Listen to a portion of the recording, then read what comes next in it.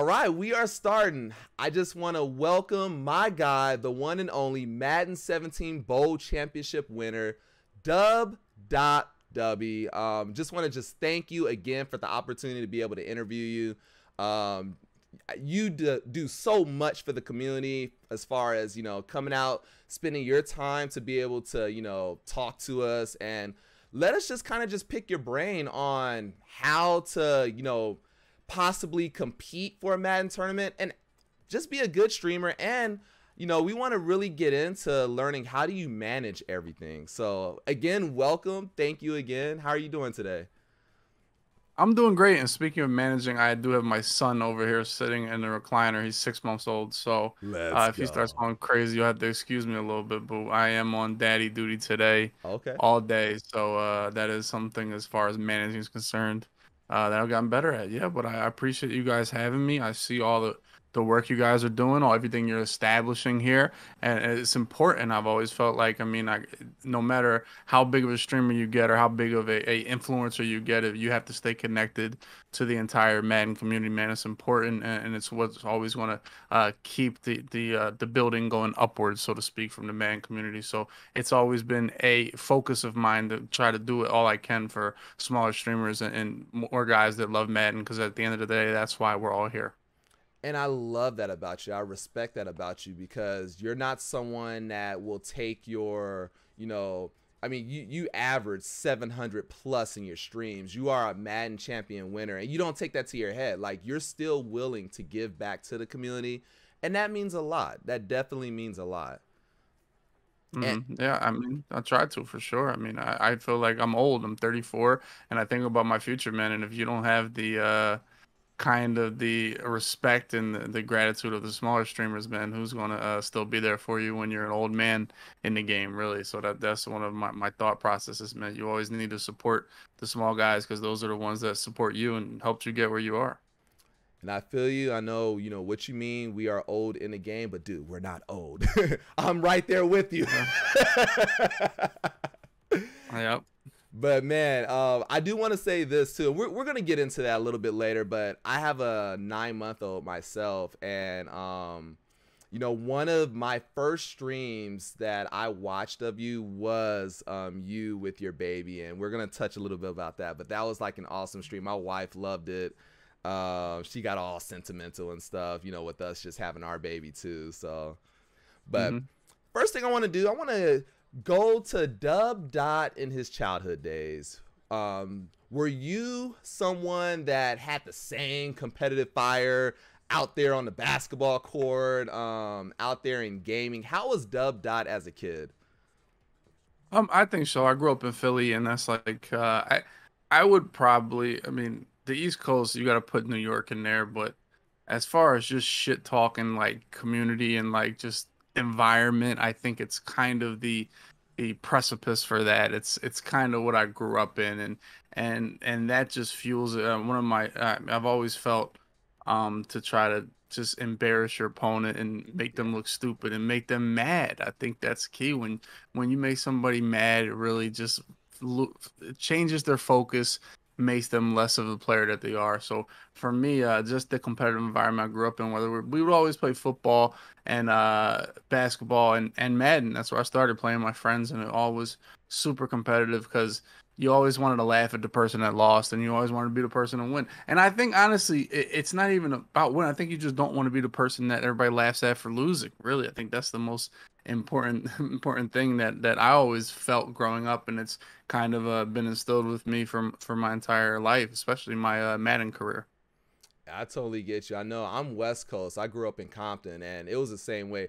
A lot of times, losing wasn't the biggest thing. Like, you just didn't want to get embarrassed from getting crossed on the basketball court to, I don't know if you played this type of football, but we used to play this thing called sideline pop, where if you was on the sidelines, people were aiming to just knock you out, and you didn't want to be on the other end of that. So I totally feel you with that one.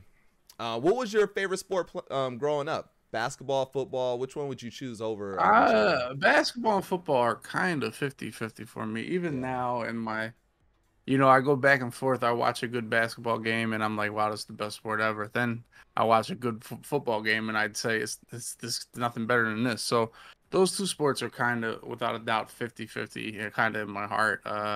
Basketball is always a little bit easier to play. One, you can play by yourself, Yeah. or you can play with one other person. It's kind of one of the more accessible sports. I think soccer would probably be the most. And I think that's why it's so popular. Obviously, why soccer's popular. You don't need much to play it, really. Hmm. Basketball's the same way, so it probably played it the most. I was never that good at any of these sports, really. But sometimes I learn. That's why I've always admired people that aren't that super talented, but really get after it and really make a spot for themselves without being the most talented people. So yeah, football and basketball definitely are probably neck and neck in my echelon of sports. Did you play any team ball like park rec, or did you play in like on a traveling team at all? Nothing super fancy, nothing super organized. I played a lot of basketball once I was in my probably 25 plus with my buddies, that's all. And then Gotcha. football, I went to a trade school, a junior college trade school, and I had played football there. But everybody that was there for the trade. They weren't really there to play football, so it was kind of a ragtag team. And we would play all the junior colleges, and junior colleges are where all the superstars go that need to get their grades right before they go to D1 colleges. So sometimes we get our ass kicked pretty good, but it was fun, and definitely team sports always try to teach you something that you can add to your own life. Whether it be in sports or regular everyday life. Team sports will definitely help you learn a thing or two. Nah, that's so true. And then the bonding with your teammates is just something special that you just, you have to experience it. It's just really, really cool. Yeah. Staying with your childhood, what system did you have? Super Nintendo, Sega Genesis? Where did you start? Regular Nintendo? I remember my dad bought a Nintendo, the regular one, from a neighbor. Okay. And I remember him bringing it home, and it was in a cardboard box. I'll never forget he brought it home. We would play Mario. That was the first, I think, Super Mario, the first Super Mario. That was probably the first game that I played. And then from there, went to Sega, then went to PlayStation. I think PlayStation was pretty much the big jump. Game Day '98 was like my first football game. And then from PlayStation, went to PlayStation 2, which is probably the second best system ever.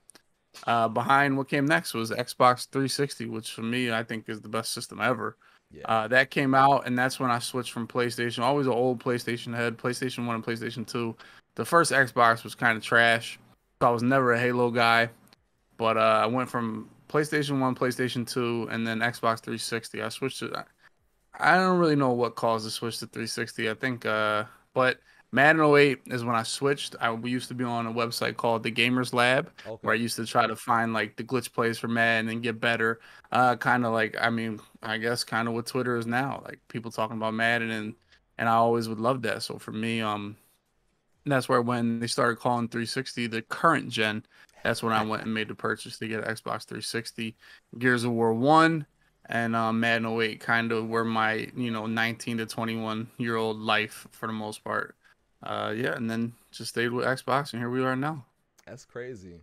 Yeah, I've always been a PlayStation guy, but when me and my wife moved into our first house, she wanted to give me a gift, and it was an Xbox 360, and I had a blast with it. I forget which Maddens. I played all the Maddens from Madden '03 on up, but there was one Madden where I was really playing online, and you probably would know. It was a time where everybody was playing with the Titans. Vince Young, Chris Johnson. They was running the option that, flick out, take off Yeah, down the field. I forget which map. It's like '08 or '09. But that's when I yeah. really was playing on the Xbox 360. And I loved it. Xbox 360, I got into Halo 3. The thing that killed me, I went through 3 Xboxes that had the Rings of Death. Mm, It killed me. yeah, I was like, yeah. I'm I think done. that kind of made you as a gamer. I feel like if you didn't go through the rings of death, Yeah. that kind of. And then the thing is, I did it when you were a kid. Like now, I would go buy another Xbox, for the month that you didn't have it. But back then, couldn't go buy another $400 Xbox. So Yeah. you had to send it in, get it fixed. Because I'm not a technical guy or a electronic guy. I couldn't fix it. So you had to mail it into Microsoft and wait a month for it to come back. That was a brutal month for Yep. sure. But like I said, I feel like every gamer went through that at some point. Do want to ask this real fast. Top 3 games on Sega for you that just pops up on your head. Sega, Joe Montana Football 2. Oh, okay. Any Sonic, of course. Sonic Yeah, has to be on the Sega list, that's and definitely. I don't even know what other game could be on Sega. Did you get into Really, NBA I guess Mortal Jam? Kombat. Nah, I mean a little bit. I was a Mortal Kombat guy Oh, over okay. Street Fighter, so Mortal Kombat probably my third. But Joe Montana Football, I remember playing my buddy in that all the time. Joe Montana Football, Sonic, and then Mortal Kombat got to be on the list for me when I was looking. But that was when I was like, 10 to Young. 15 and stuff. Yeah. Now, even you being at that age, was you crazy with the fatalities? No, No. no, I really wasn't a gamer like that. Like I really wasn't. I played video games, but it definitely was not like a huge part of my life. I would say Xbox 360, Gears of War 1 and Madden 08 kind of elevated that. Then I kind of took a break, when I'm in my 21 to 20 until the MCS came out and I won a Madden tournament. So in my 20s, I was probably low key, man. I was a little more, outside, so to speak, and but I don't think I was a super gamer when I was a kid at all. Gotcha. Now, in high school, because I do have a lot of high schoolers in the channel, they'll probably be interested, want to know, how were you in high school? Were you the jock? I mean, I know you said you weren't like super, super good in sports, but were you really like, still on the teams? Were you book smart? Were you a class clown? Like, how was Dub Dot in high school? I mean, not good, I guess. I mean, I definitely did not do good in high school. Definitely, I was like the ADD kid that was smart enough to do everything, but didn't apply himself properly, and really didn't put the effort forth in school that I guess I wish I should have. But looking out, it all worked out. But I definitely was not good in school. But we made it out of there, and we got it done. And so, I mean, you know. Did you have a teacher in high school that kind of stood out in your life that might have like helped you in a certain aspect, as you went into adulthood? Or Not necessarily. I think every adult in your age when you're young has some type of effect on you, and I think sometimes you don't even really realize it. And I think the more disciplinary teachers kind of would teach you to, I mean, I guess affect your life down the line a little bit more. And at the time, you really don't even realize it.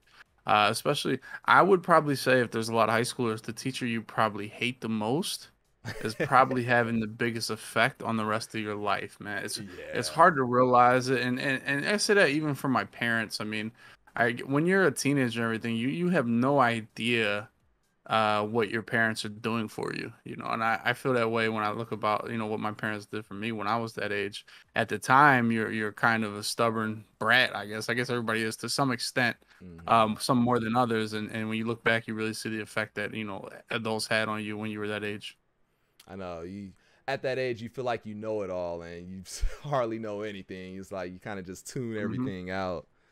Hmm. Favorite music artist back then? High school Dubby. Oh, high school. Jay-Z was always probably my favorite. High school was like prime Lil Wayne too, so he had a really good run.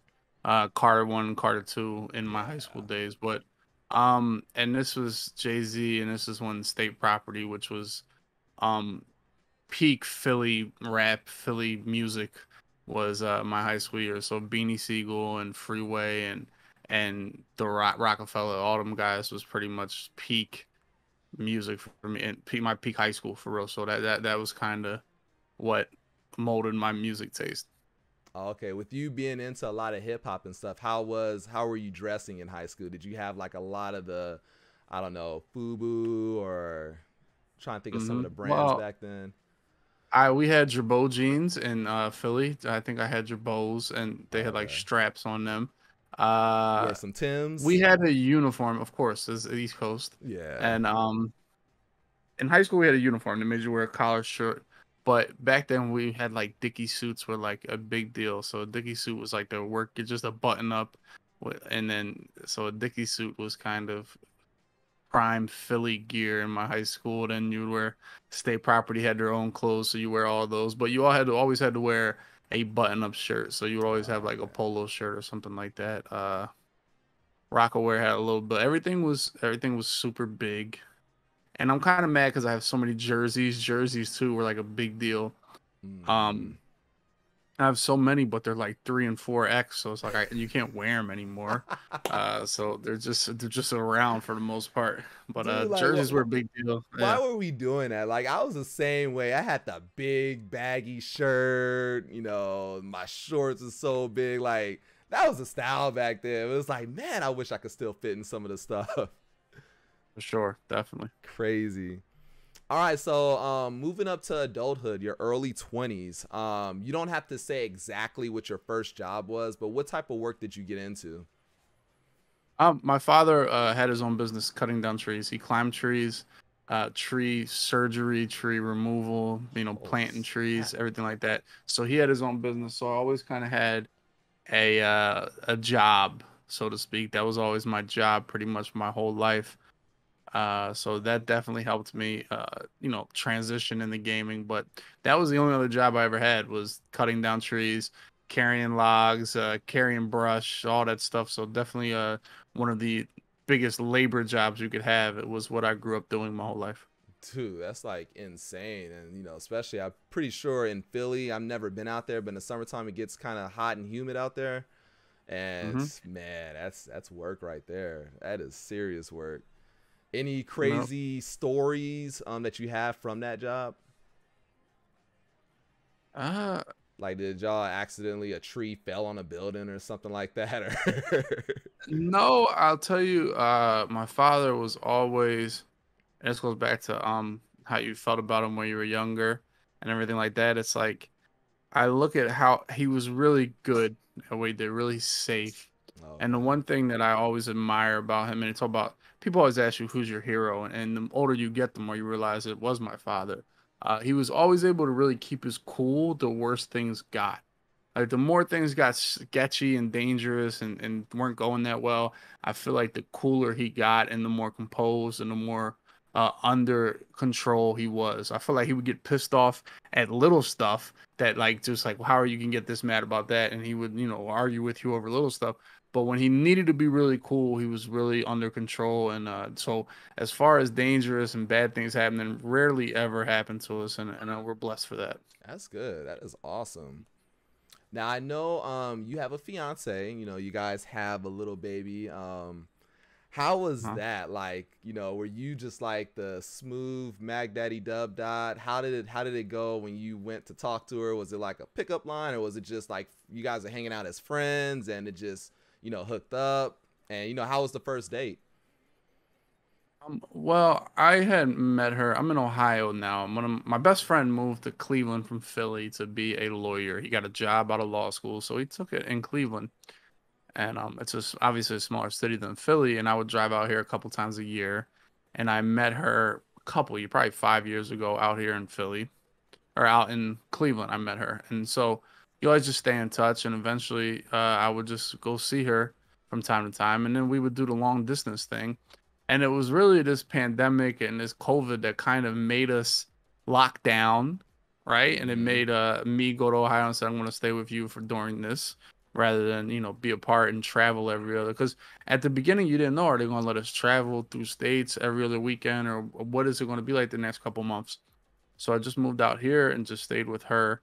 And at the time, I told her the only way I'm going to stay out here is if you give me the guest room to make my office. And then she did that. So we did that. And then the baby came. So here I am. I'm kind of stuck out here. And this is life now.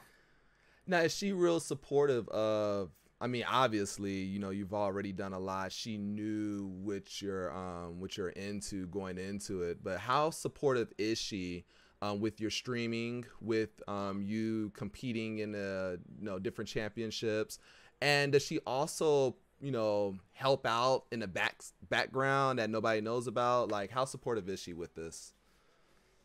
Well, I tell people it's a lot easier when you're already established. You know, I'm Yeah. already this is my job. Like this is how I pay for everything. So, it's you can't ignore it.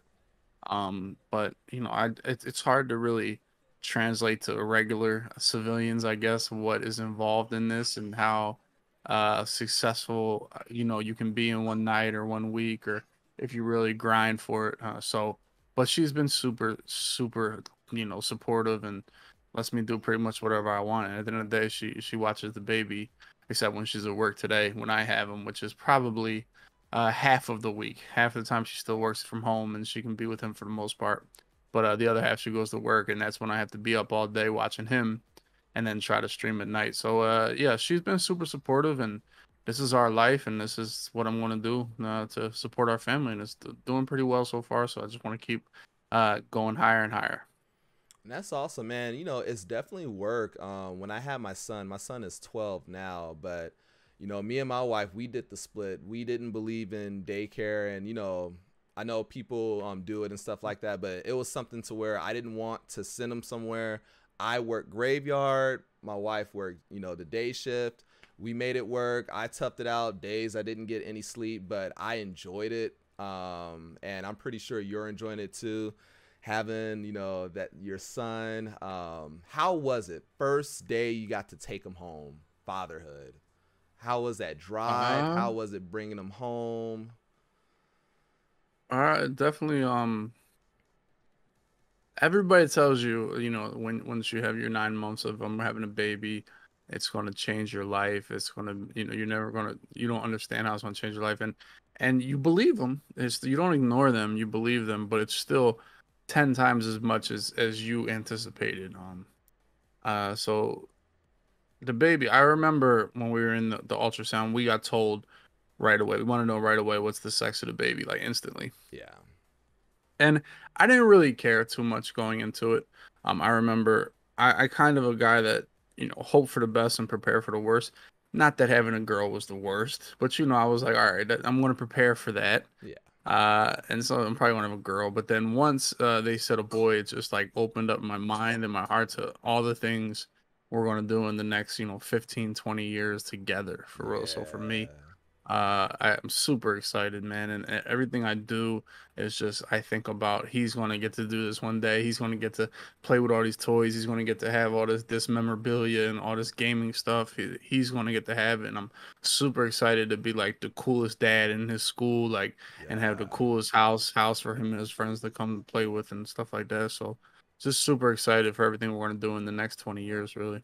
And it's cool because you see that, you understand that, and you know, it's something that, you know, now you guys can share as he get older, and it's going to just create that special bond that you have. I Mm-hmm. do have to say, does he already have a Eagles onesie, some Eagles clothes? Oh, of course. I definitely Eagles and Six. I think he's got everything. Oh, Phillies, okay. the Eagles, Sixers, Flyers, everything. Philly. I did get him a Mahomes jersey, specifically for the Super Bowl. Really? Yeah, I mean, I think Mahomes is going to be special, special. Like, you know, so for me, it's like, okay, you know, he's already a mixed baby. Mahomes is a mixed quarterback. I think that's somebody hopefully he can grow up looking up to in the next, you know, 10 years or so. We'll see if he starts liking football while Mahomes is still in the league. So I think that's kind of a natural favorite player for him, so to speak. You know, we'll see what it's like when he's 8 years old and really starts watching football. But I think I'm a huge Mahomes fan, so I Okay. mean, it's just it's a little easier to make him a Mahomes fan than me to really jump to another team, Yeah. really. But And you know, I do want to touch on this because my wife is Mexican, and you know, we have the interracial relationship, and I don't know if you've ever experienced anything, but I can relate to one time her family. They're always been awesome, always been supportive, but there's times where we might have went out, and you know, you kind of get the stares, and people are kind of like trying to like, you know, figure out how you are. Do you ever get that with you being in an interracial relationship? Have you experienced anything? but yeah, I've kind of had that my whole life. Like I said, in Philly, I was kind of most of my friends were always black, so I would go to all the black clubs and bars and everything. So for me, I kind of always had that.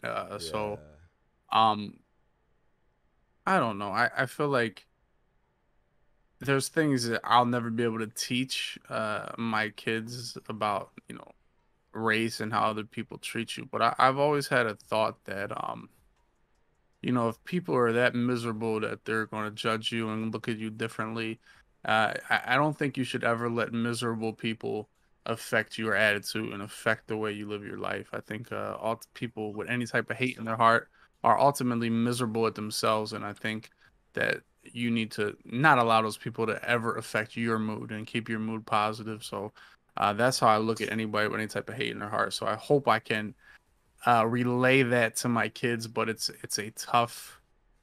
going to be a tough challenge for me to do that to my kids are black, so it's Yeah. going to be a tough challenge. But I mean, I have great friends and great support system, and obviously her family that can teach them as much as they can. But I'm really adamant about not feeding into hateful people because they will bring you down when you're floating high, pretty much.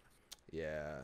And that's the thing. Like, my fear for the most part, and my son, like I said, he's 12. So all of last year, what was going on in the news and everything, it was something to where, man, it was a teaching moment that I had to, tell him, like, hey, there's a lot of hate in the world, and you just got to continue to be you. You got to continue to smile and do your thing, and you know that I have your back, that we got good family, good support that have your back. And it's sad that it's like that, but the best thing that we can do as dads is, really just instill positivity and love.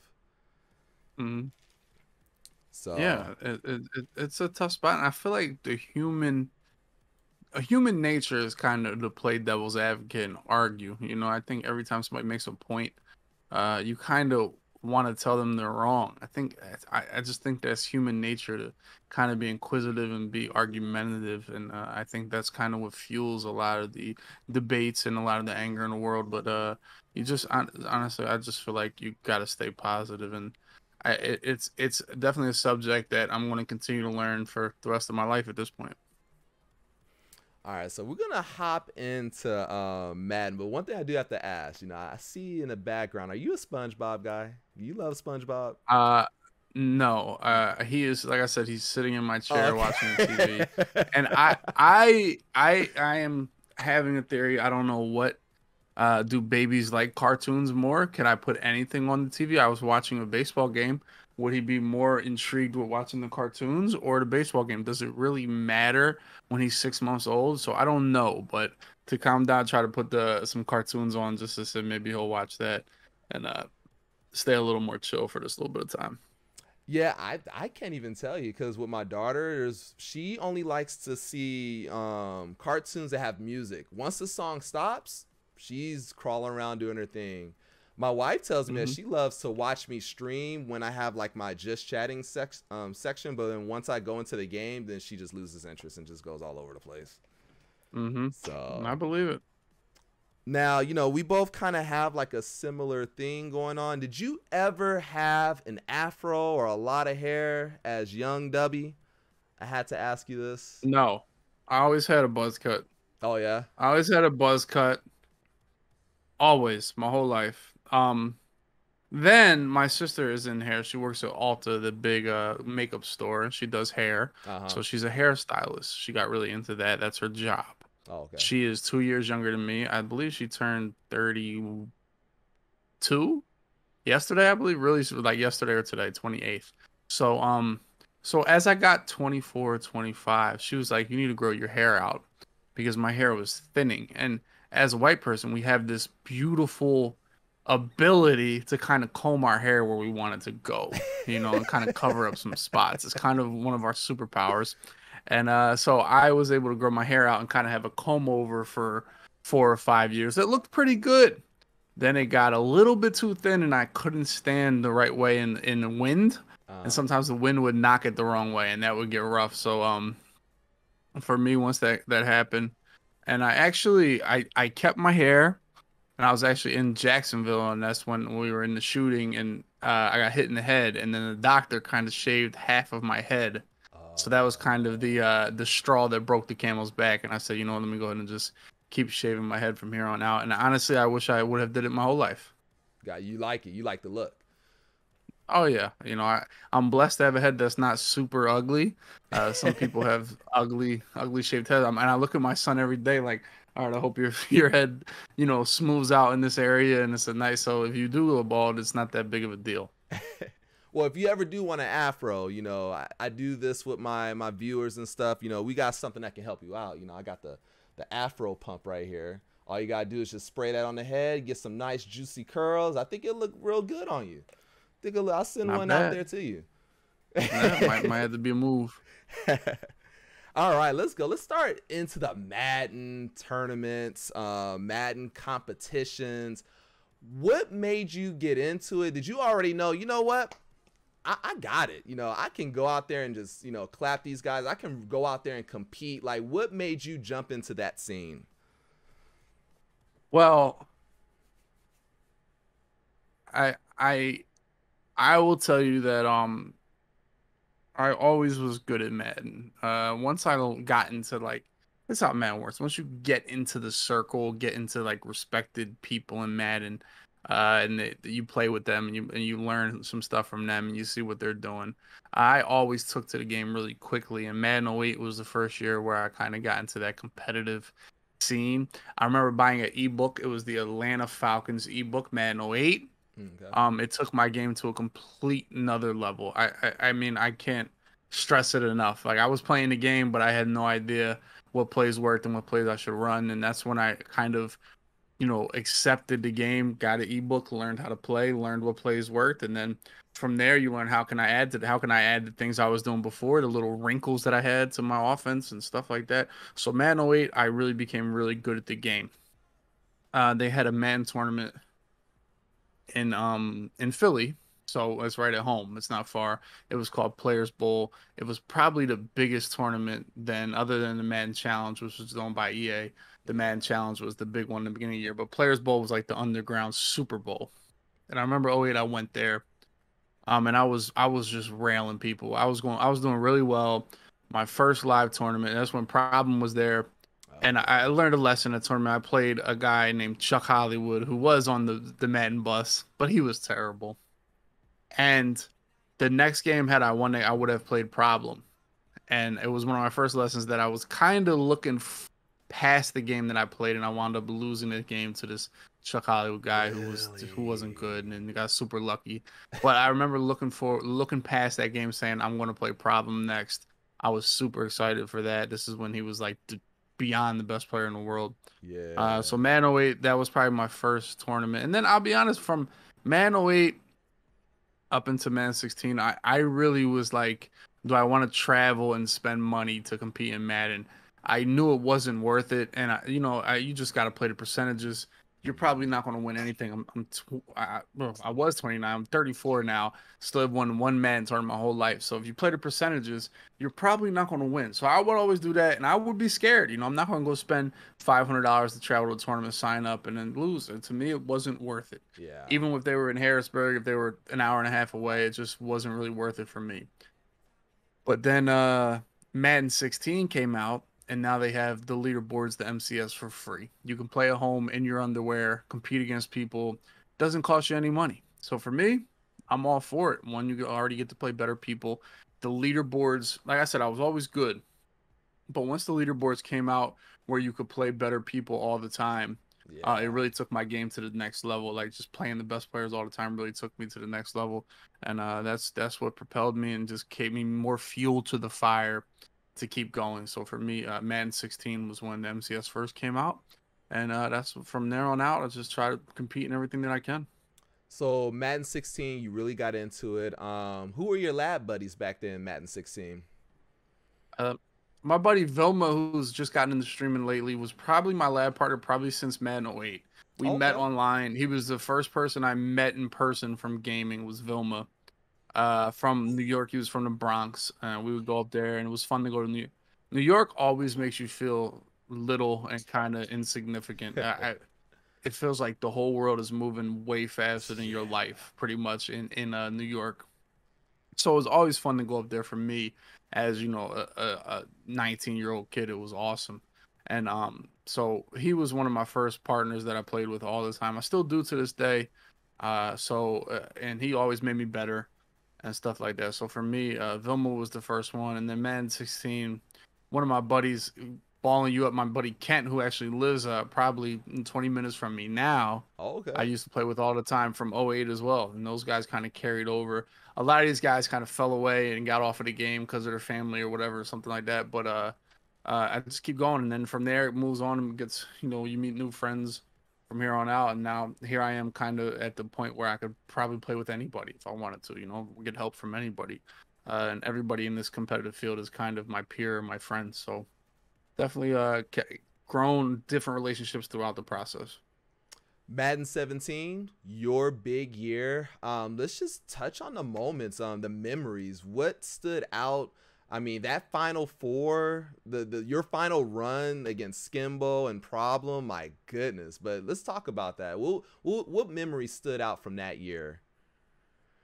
Um, Going to Orlando, I'll never forget. This is when I told my parents, like, yeah, I made $5,000 and I'm going to Orlando to play Madden. And for me, I mean, that was cool. I was, Yeah. I don't want to say I was content, but I was pretty content with 5 grand and going to Orlando for a weekend. That was pretty cool. We're going to the Pro Bowl. We're going to go watch the practice of the Pro Bowl. We're going to be around all the people there. We're going to play on the stage. It was cool. I remember walking in the hotel, and I remember seeing Serious Mo sitting at a couch, and I was like, all right, I'm like, it kind of feels like you made it. Once making that live event, it was only 16 people, but being around Mo and Problem and guys like that, it's like, okay, I kind of took that step to the upper echelon of Madden, just making it there.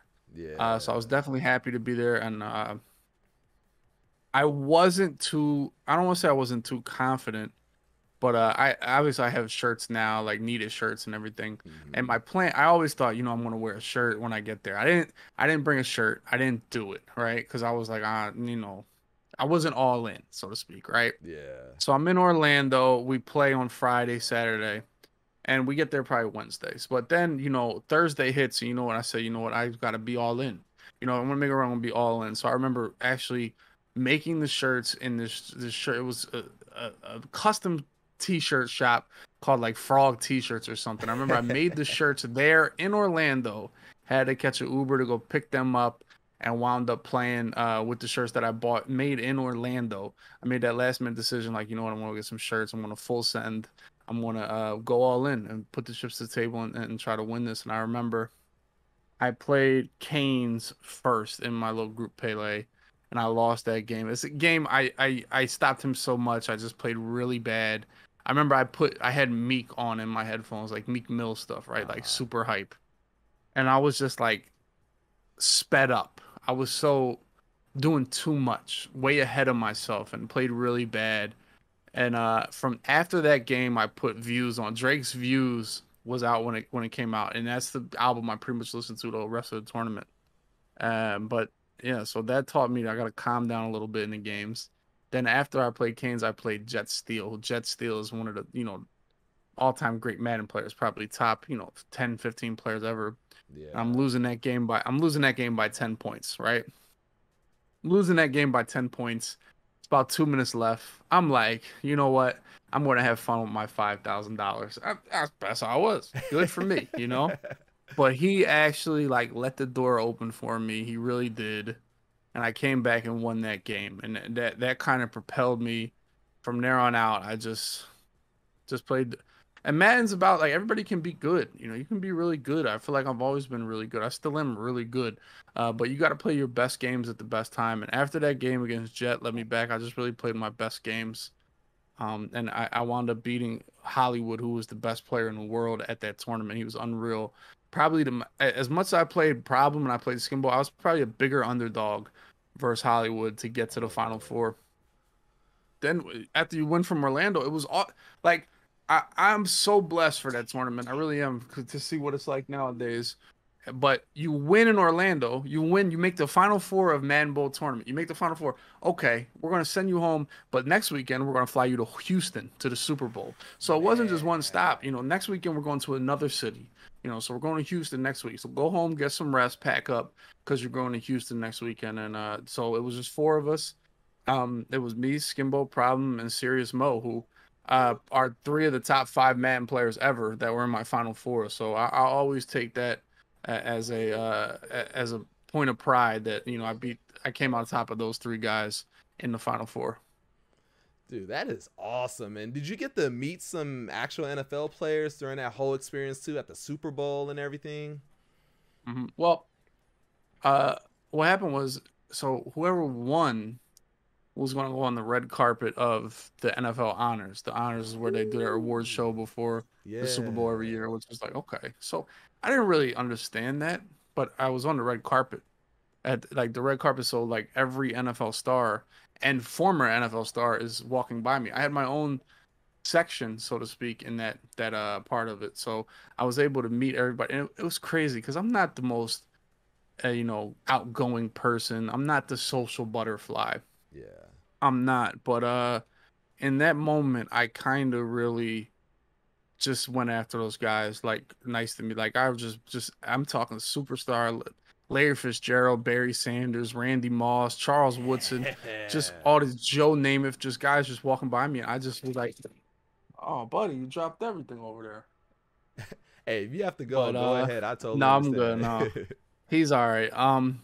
But yeah, I was walking by all the superstars, and it was actually overwhelming. But I just went and just introduced myself to every single one of them, and I didn't stop. And it was a super highlight of my life, really. And I would take pictures with all these guys, right?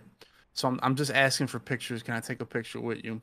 So then Randy Moss is like beyond a superstar. He is the pinnacle of wide receivers to Oh yeah. anybody. Like Randy Moss. This is Randy Moss, dude.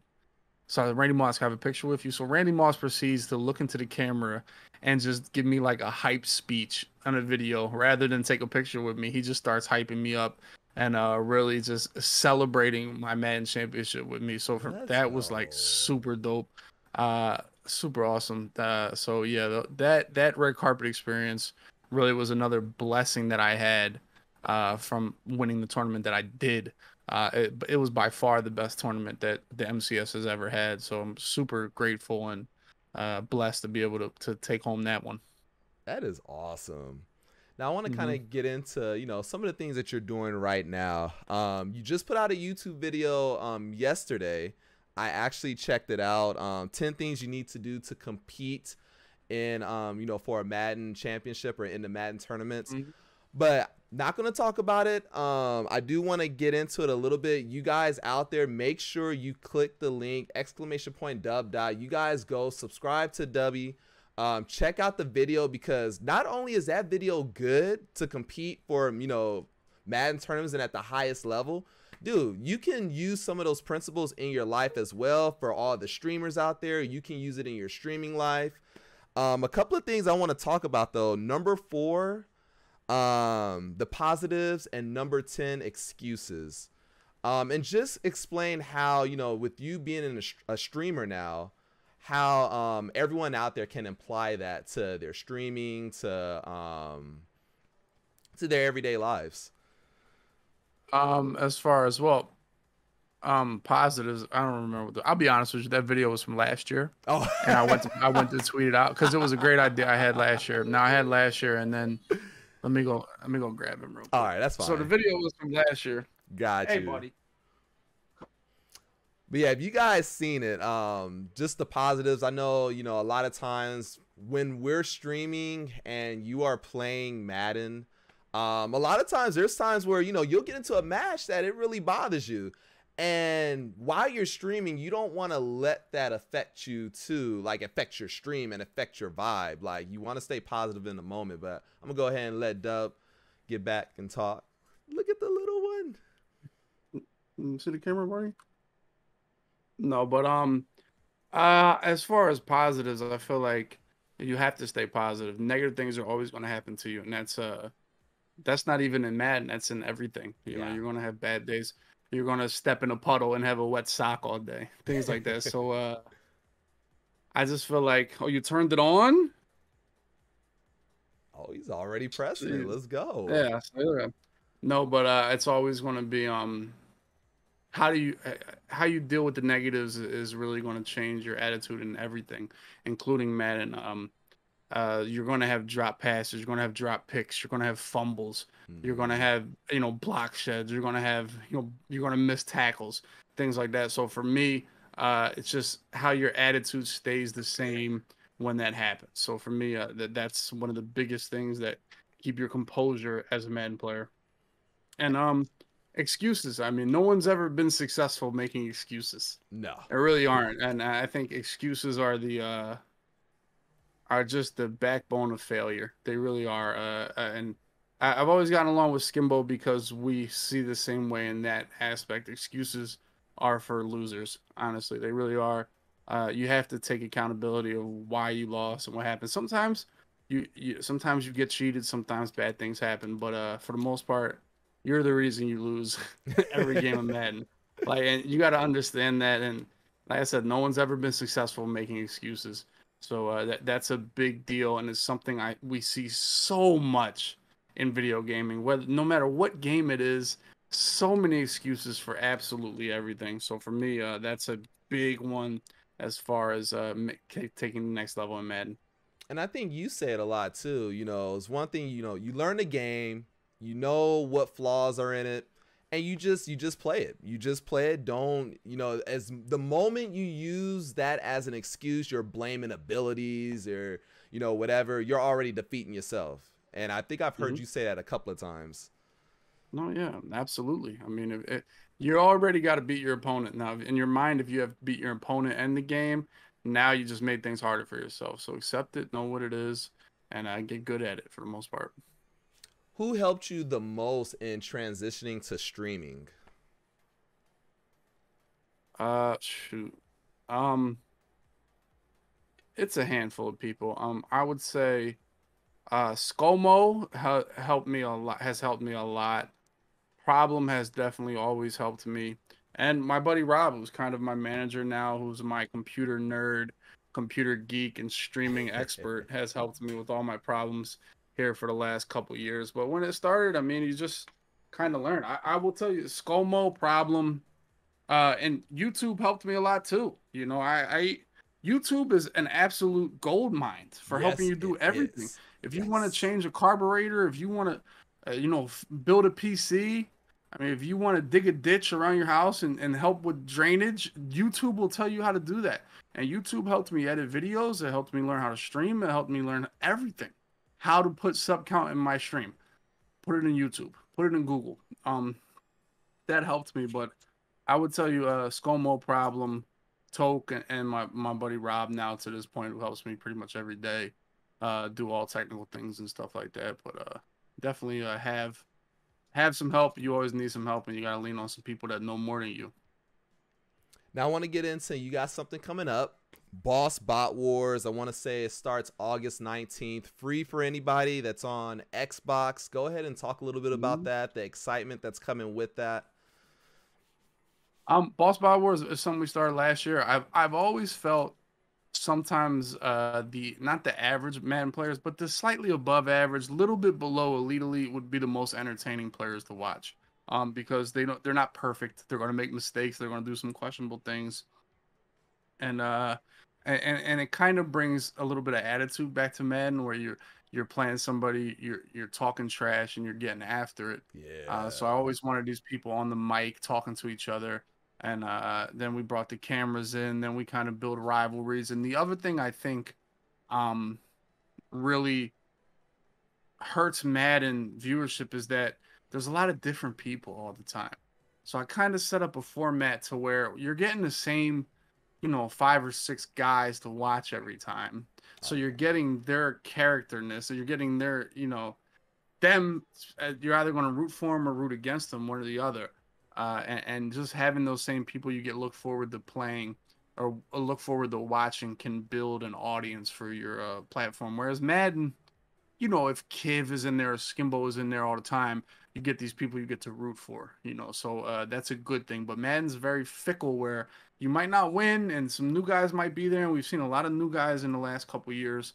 So I think that I don't it definitely hurts the viewership when there's always a new person there to watch. So for me, I've always felt a format where you kind of bring back the same people would be super successful, and kind of like boxing, you know, where there's a champion and here goes the challengers and now so on and so forth. So that's a format that and it's just built up from there, and the chat loves it, the community loves it. It's pretty much 5 hours of Madden and telling jokes, pretty much. So you know, we build it up and we have a good time with it. Like I said, my buddy Rob helps me with all the production, Okay. all the ideas. He just throws some ideas my way, but I come up with a lot of the ideas.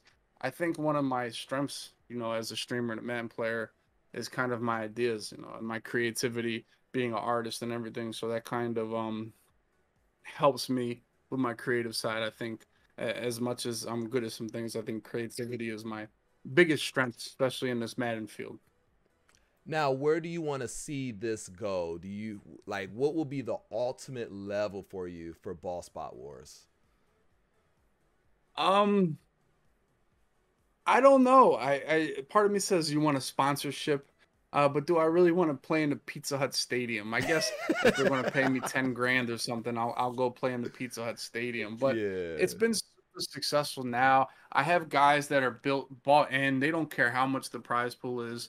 They have fun playing in it. And all my competitors are really supportive, and they're really cool kids. And as much as like I said, we tell jokes, we poke fun at them all the time. I mean, the players are kind of the butt of every single joke, and they're all for it, man. It's a lot of fun, and it's a good time. So now my biggest goal is this spring to have a live event, a live bot wars where people can come to and come watch live, like a live event. So that's pretty much this year's biggest goal.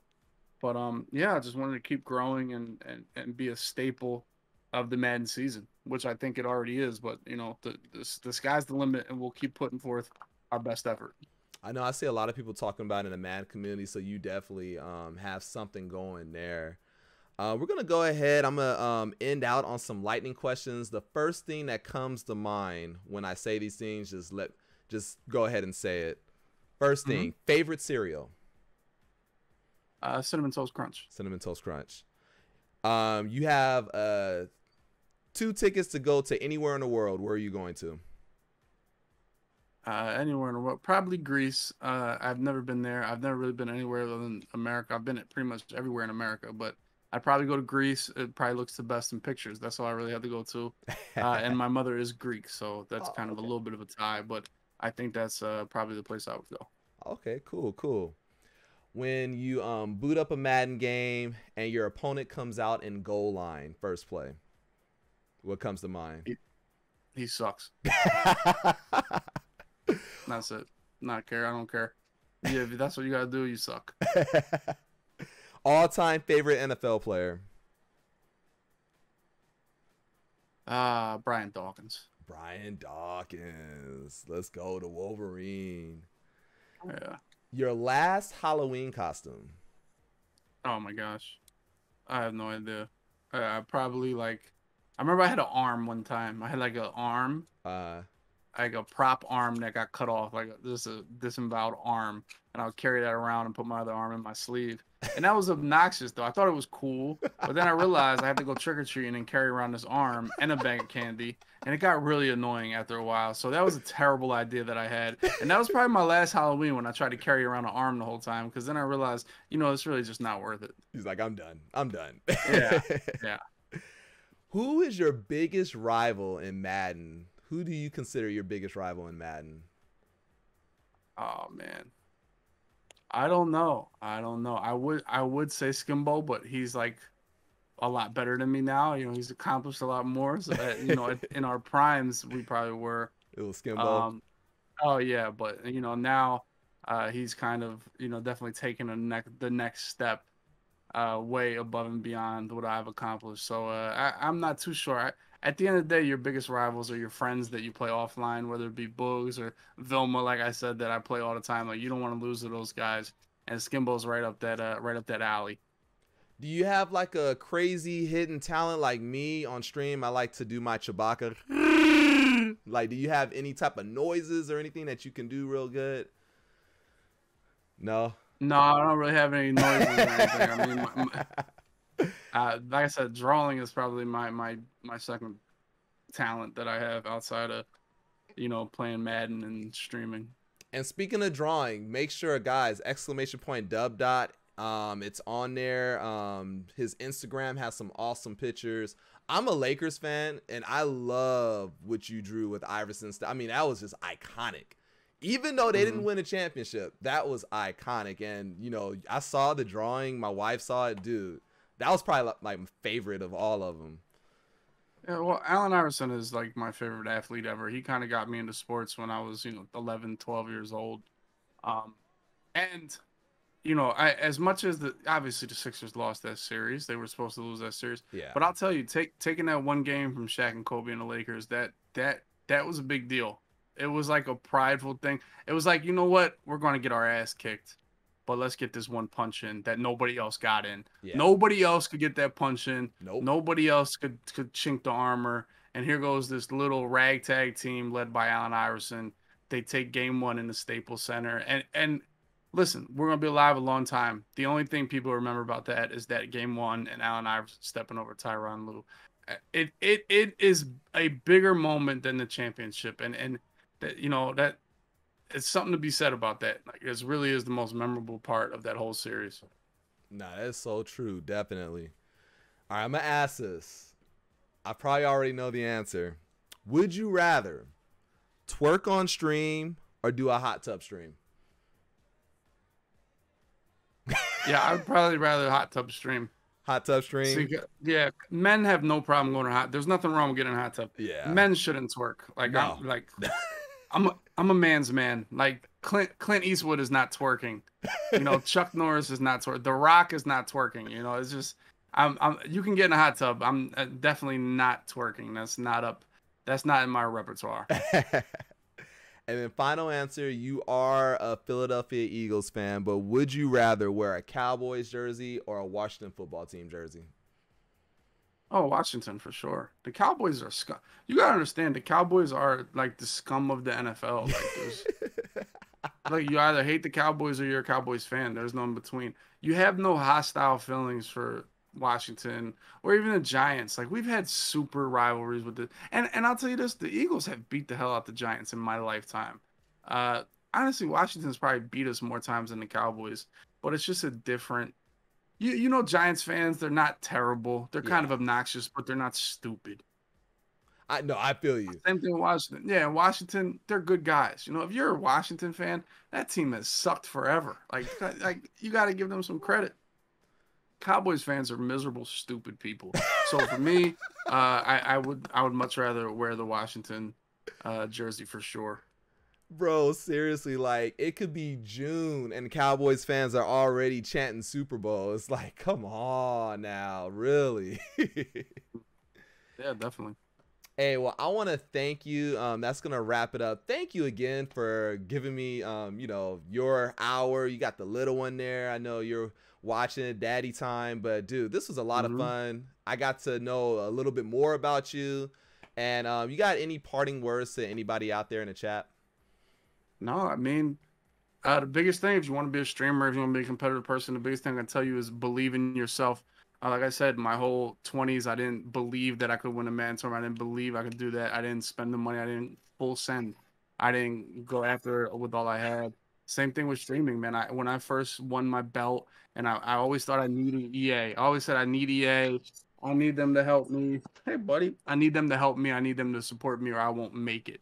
They never did. They never have. All I had was myself, and just believe in yourself. I feel like that's the biggest lesson I can pretty much teach anybody, and that's why I've been successful the last 4 years.